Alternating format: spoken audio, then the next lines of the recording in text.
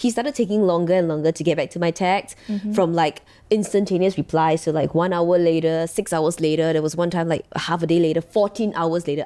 I was counting. Because I was looking forward to his text. Yeah. That never came. Yep. And it was only after I decided to let it go that I realized, he had someone in his life all along. All along? All along. Who is this? Really? Some secrets are being spelled right here.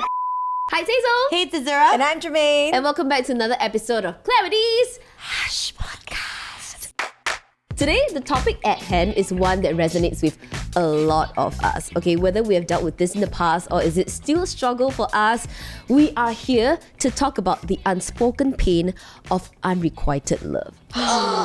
We haven't spoken about that ever in Hush Podcast, but of course we have to get someone who, is an expert in this. Not because she went through unrequited love. But she probably has. But she is a professional. Let's welcome Nur Adam, a motivational speaker, therapist, and podcast host. Welcome, Nur! Thank you so much. I'm truly honored to be here. Thank you so much for having me. It's our pleasure. Would you like to tell listeners more about yourself? My name is Nur, and I'm a trauma recovery therapist and also the founder of the Good Life Counselling. So the kind of work that I do, it revolves around helping individuals heal from heartbreak, rejection issues, abandonment wounds. Because I think a lot of times when people go through struggles in life, they can feel as though they're being pulled to this place of stuckness and darkness, not knowing how to get out of it. So I hope through my platforms, it inspires that part of them that feels as though I cannot make it anymore to feel that hope again, and that they too can find healing and peace within themselves amidst all the scary stuff that goes on in their life. Right. Wow. Yeah. And I I really love that. love that you have such an informative IG account at the Good Life _therapy. Amassed so many followers, more than 46k by now. And it's so helpful for people who want to get over heartbreaks or who might not even know what they're feeling in the first place. So Thank you. was it your idea to start up like that whole Instagram platform and the podcast, everything? Yeah, so when I started this platform, it was with co-host Mizzy Wahid. It started off as just a very general mental health awareness sort of, platform. And along the way, I think I just kind of understood what was the thing that I wanted to focus on and who exactly I wanted to help. And it was in the areas of heartbreak, rejection, and abandonment. She's a trauma recovery specialist. Take her account. A lot of you need it. DM her now.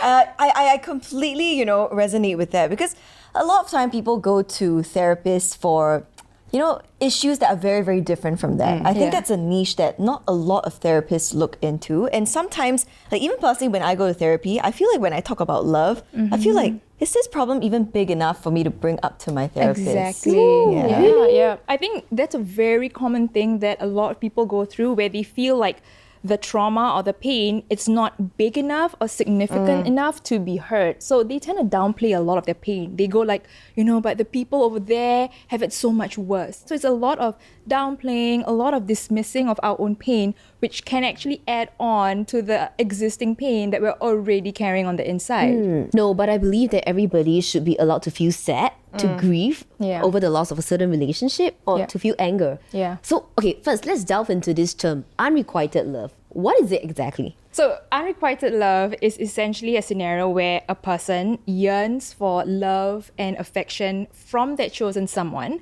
but that person just does not feel the same way, right? The person is I'm not able to reciprocate. He's just not that into you. Yeah, it's just not that into you, man. Yeah. So to put it simply, unrequited love is one-sided love. And it results in a lot of emotional turmoil, and it can be absolutely devastating and soul-crushing for a person, because it often contributes to profound feelings of heartache.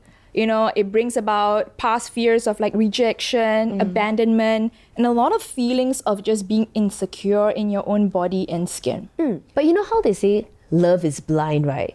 What if some people, they are in this situation, but they don't know? Are there certain signs that they can look out for? For sure. You will know when you're just giving in, pouring in so much, and you're but this person is just like not initiating so much. Why am I just doing all the giving, but I'm not getting that back? You can feel it, right? But a lot of times we feel it, but we're like, no, it can't. You make can't be excuses to it. them. It can't be it. This person can't be it. I think when we think of that, right, a lot of people think that, you don't have that person in the capacity that you want them. But does it include having that person supposedly, but just not having your needs met? So they're there, but emotionally they're not there, kind of thing. Yeah, it happens a lot in relationships, right? Where you have the person, they're there, maybe they provide for you financially in all the aspects. But when you're talking about the emotional aspect, they're like completely absent. They're MIA in that department. So is that unrequited love? Yeah. Yeah. Really?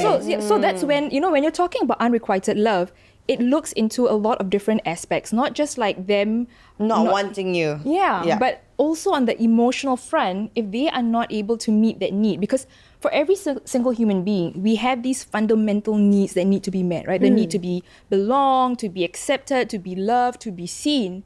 So if these needs are not met from the emotional, psychological aspect, then it is one-sided. But could it not just have been different love styles? Maybe this person loves in a different way, like you mentioned, provides for you financially, he works hard to bring the money back home, but maybe in the emotional department, he's just not as giving. But it doesn't mean that he doesn't love this person. Yeah, so that boils down to the ability to communicate that to your partner. It still is a one-sided scenario, because at the end of the day, you still feel as though you're not getting certain needs being met in that relationship, right? And if you see that there is a disconnect in that area, it is important to be able to bring that up and to be able to work through that and not just pretend that it does not exist. So have you spoken, in your work to a lot of people who have pursued unrequited love? What is the worst case scenario like?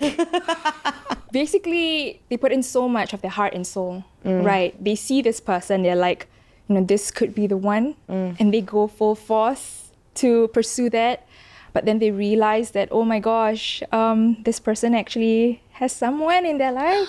They did not actually, come forth to be truthful and frank that, actually, I have a girlfriend. So they were leading them on? Yes. This actually happened to me. Are you serious? Well, you guys know about this. What? I have to admit, I'm listening. I'm all yours. it's a very, very sucky feeling. So I really did not know it was unrequited love until I started seeing the signs, which at first I pushed them away. Like you mentioned, everything you mentioned, I was like, this can't be it. He can't be it. He can't be doing this to me. Yeah. But the truth is, he started taking longer and longer to get back to my text, from like instantaneous replies to like 1 hour later, 6 hours later. There was one time like half a day later, 14 hours later. I was counting. Because I was looking forward to his text. Yeah. That never came. Yep. And it was only after I decided to let it go that I realized, he had someone in his life all along. All along? All along. Who is this? Some secrets are being spelled right here. How did that make you feel? I've always been someone who's very confident of myself, especially when it comes to relationships. Yeah. So when this happened, I was really like affected for quite a while, actually. But I'm glad I'm out of that rut. Hazy, we love you. Thank you. Yeah. No, you know what that means. You do not deserve any of that. Yeah. Thank you, Nur. I feel like nobody should go through being led that way, because, I think a lot of times people feel like, I can just play around with someone's heart, but the impact that it leaves someone, the one who's being led on, it can be very, very paralyzing. Yeah, it's not nice. It's not, you're lucky that, you managed to see the light and be like, I deserve better, right? I think that's because Hazy, in general, she's got a very strong mental kind of state of mind. And sense of worth. I think I can move on fast. I can adapt to any situation that I'm being put in. Yep. But I know that, as we're talking about this, there are many girls out there, or boys even, who might not be able to react positively to that situation. I mean, it's you're being led on, but there was reciprocation. They actually showed you love. They showed you care. and Correct. But it's concern. breadcrumbs, you see. Damn. Wait, is that like an actual term? Yeah. Yes. Yeah. It's He was basically when breadcrumbing people just you. wanna, they enjoy the attention that they're getting from you. Yeah, and they're just really just putting you on a leash, right? Yeah. And just when it's convenient for them to be like, hey, I miss you, baby. Oh my gosh, I was They give you breadcrumbed. enough to leave you wanting for more. Yes. Yeah. That's a new term, breadcrumbing. Yeah. My gosh, don't be breadcrumbed. Be breaded. You deserve the whole loaf. Yeah, you right? deserve the whole loaf. No breadcrumbs, man. You deserve artisanal sourdough bread. Yes. Handmade Next daily. level. Yeah. But you had breadcrumbs, right? You got the crumbs. But Nur, have you ever had clients who are kind of, as we call them, delulu, right? A little bit delusional. No crumbs, no bread. It's really unrequited. Like they keep longing. Nothing's Yeah. coming back, but they're still Yeah. longing. Yeah. Yes. What puts them into that state of mind that they still continue to engage? Very good question. It does happen. Like there can be situations where you don't receive anything, not even breadcrumbs, right? But yet the person will still find themselves, in this state where they're like, I think the person one day they will change their minds, and one day they will choose me. And there's actually a psychological term for this. It's called limerence. Limerence. Yeah. How do you spell that? Limerence. Limerence. Yeah, limerence is essentially this state where you find yourself obsessively thinking about this person who is emotionally unavailable, and you deeply long to be chosen, to be loved by someone who does not want you back. Does it Yikes. stem from other sort of traumas that then festers into this? Yeah, so it definitely stems from childhood trauma, right? So when you're talking about limerence, this obsession about someone who clearly does not want you,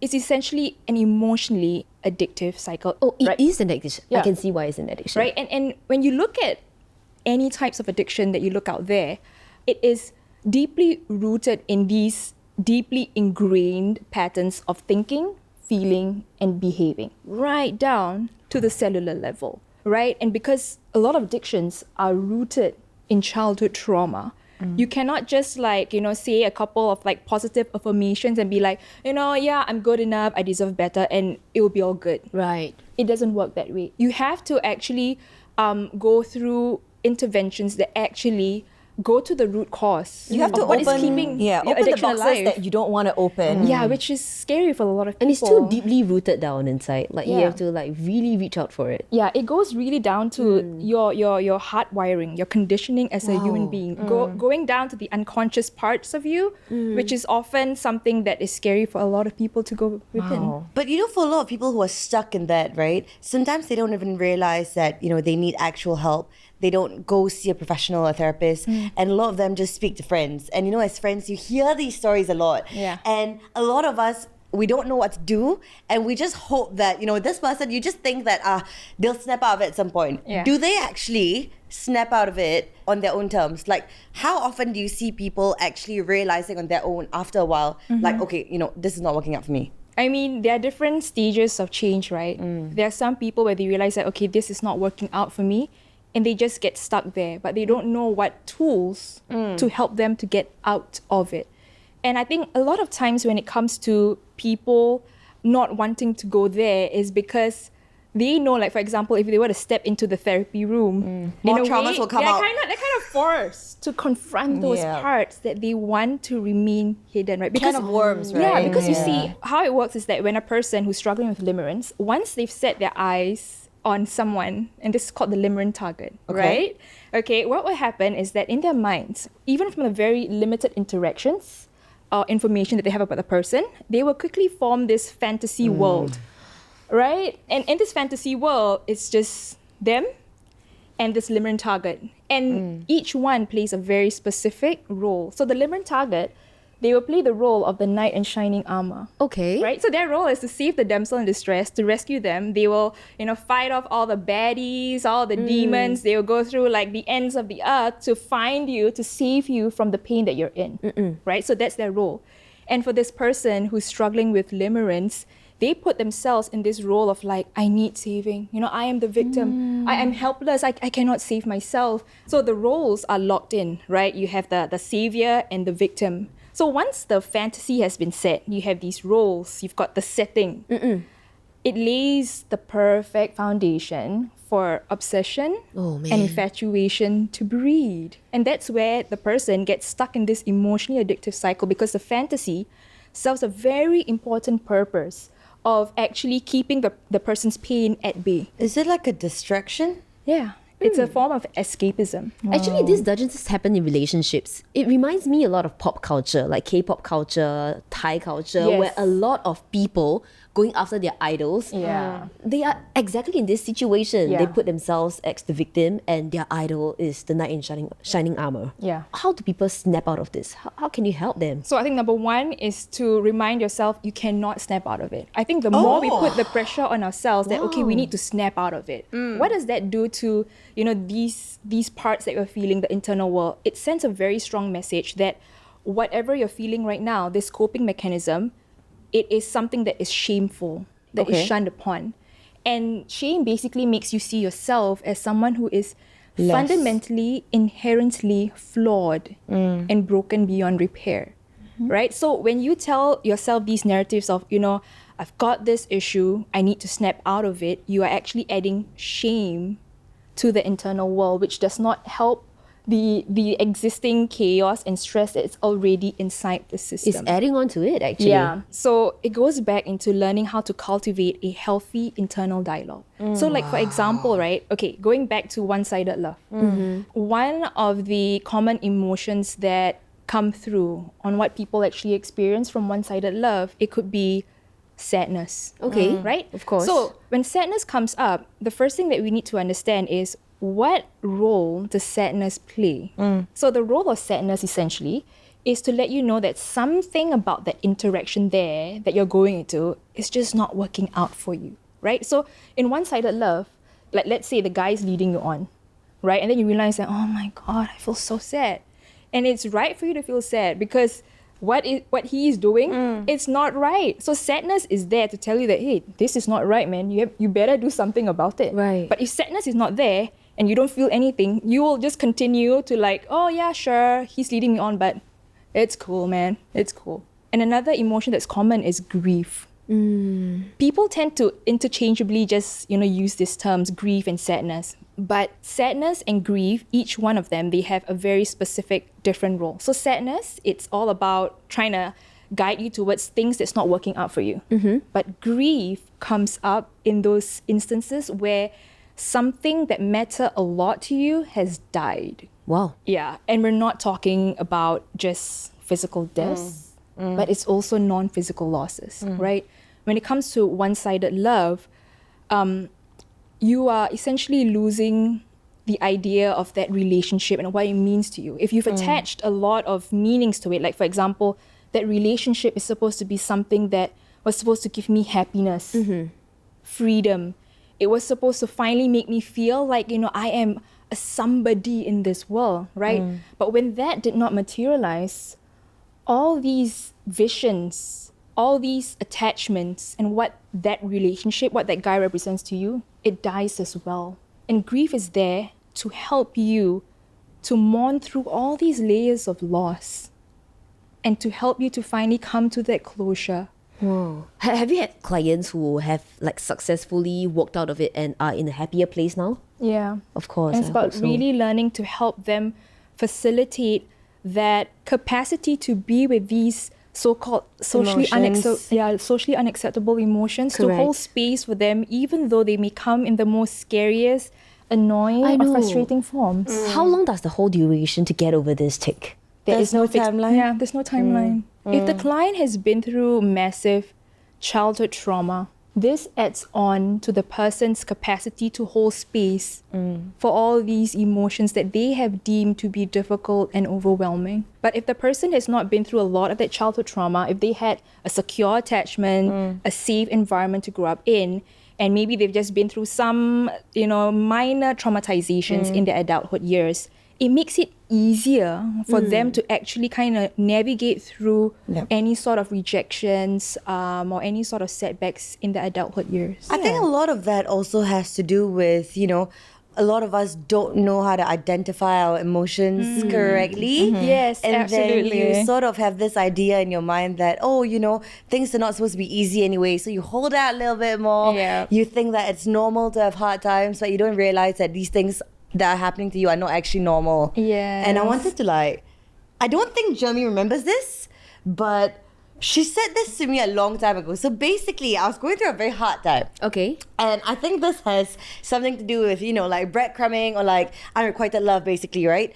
And one of the first few things Jeremy said to me, which I remember till today, was that she said, I hope you don't have to spend the rest of your life translating your soul. Wow, I said that. Wow. Really?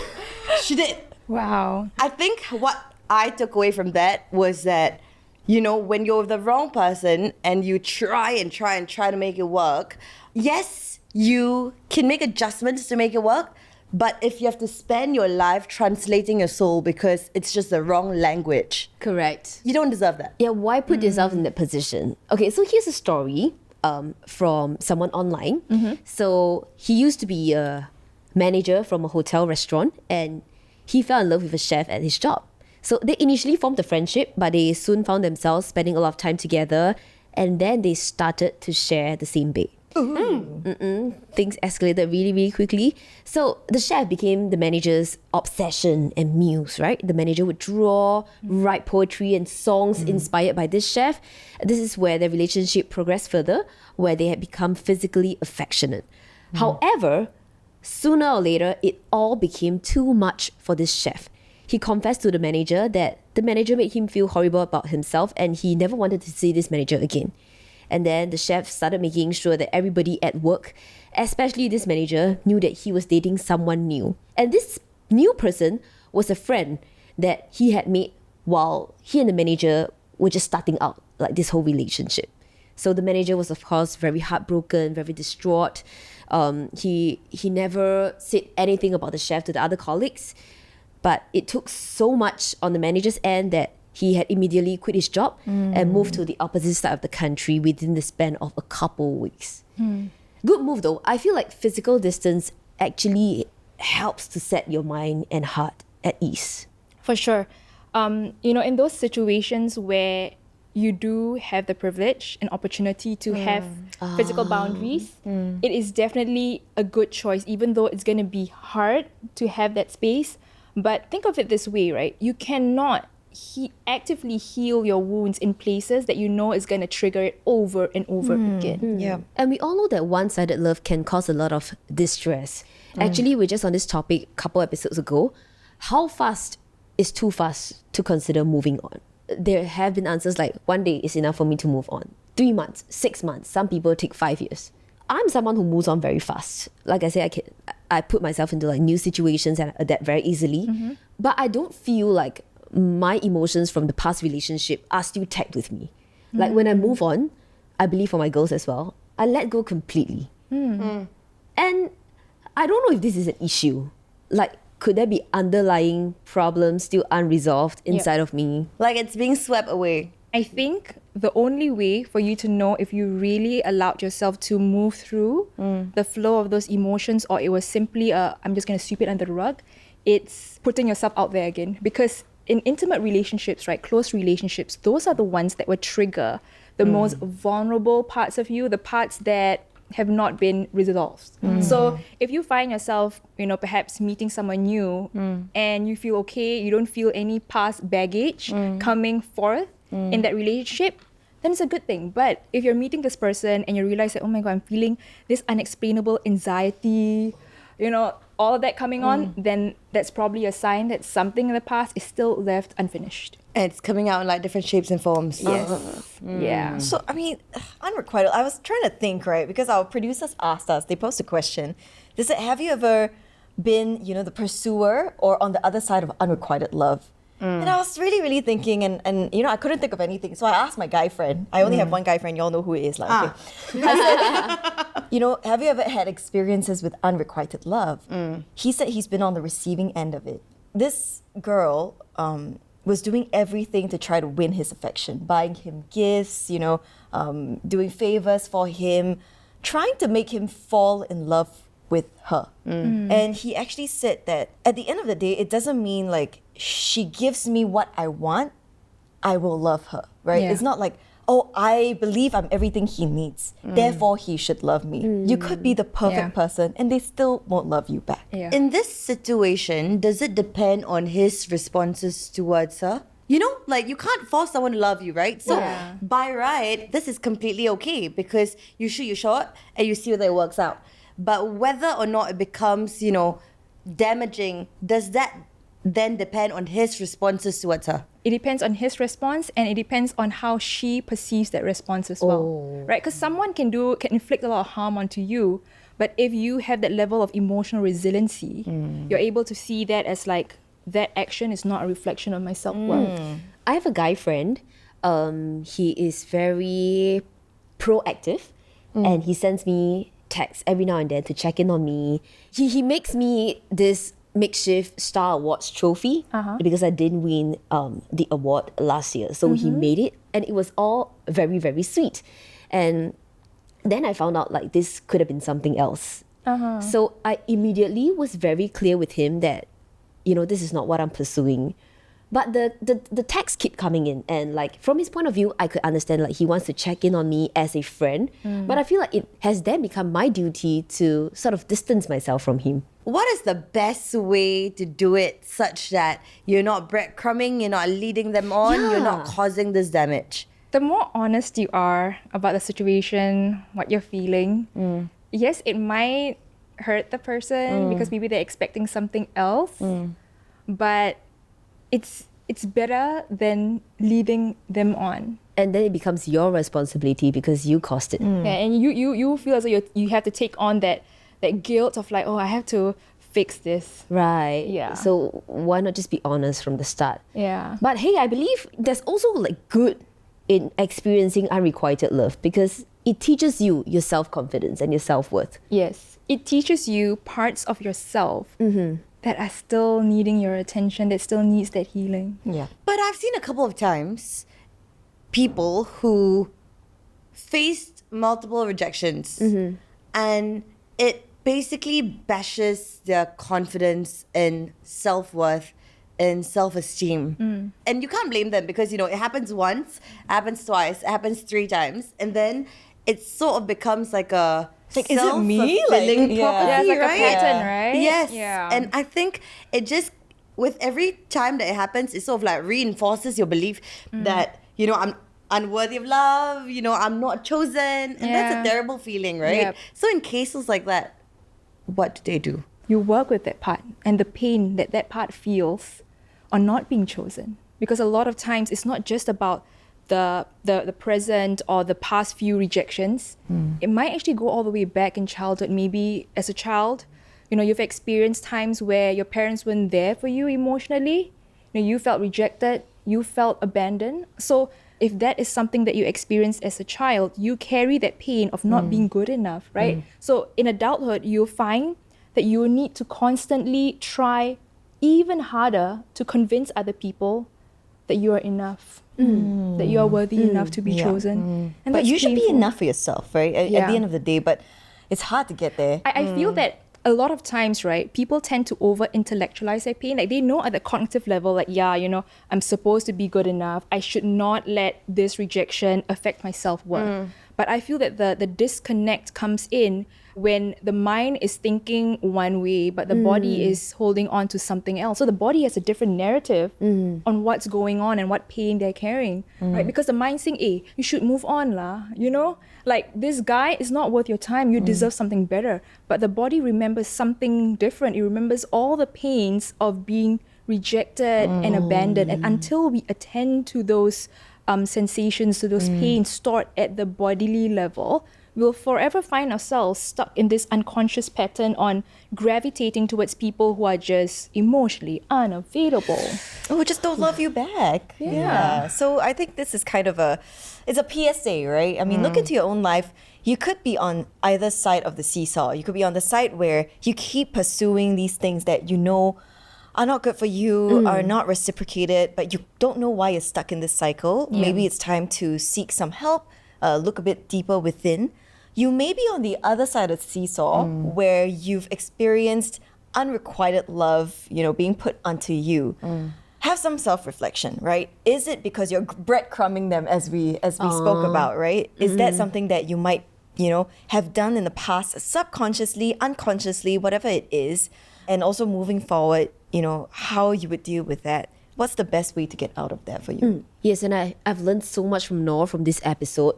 Before we wrap up, any final pearls of wisdom for our listeners? Learn how to welcome all of your emotions, right? I think it's about really shifting our mindset and our focus towards not seeing certain emotions as bad, shameful emotions to be felt, but really learning how to build that connection with each one of those emotions, because every single one of them, they carry a very important message for us to hear. Whenever you find yourself in those triggering emotions, learn how to tell yourself, let me take a pause right now.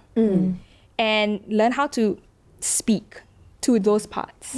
Befriend them like how you wanna, befriend and make a new friend out there, right? You don't go in shaming them or criticizing them, but we come in from a lens of compassion and then from a lens of curiosity, and we inquire further on why are they there, what's their role, what's their fears, and what you can do to help them move through in your system so that they are not stuck and bottled up on the inside. Another thing that I would like to also add on is that you are never too broken or too old to start this healing journey, right? Even though it's going to be scary, but know that you don't have to do it alone, because help is out there. There's professional help, people who are trained in helping you to navigate through these scary journey on your own, right? So know that you don't have to do it alone. Wow. Thank you, Thank Nur. you so much, Nur. I learned so much. And a new term today, limerence. Yeah. So to all viewers and listeners, if you enjoyed this episode, you would also love our other episodes on relationships. You can always follow us on Instagram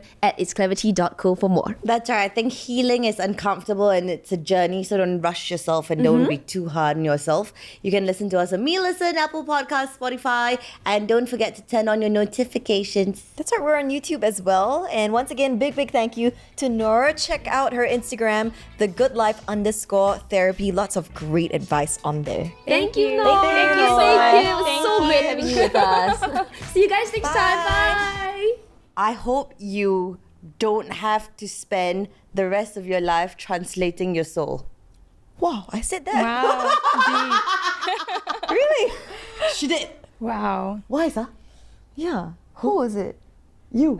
No, as in who is it about? Wait, what? Oh. So what do I mean by that? Please elaborate. What does that mean? Excuse me? My memory's not good.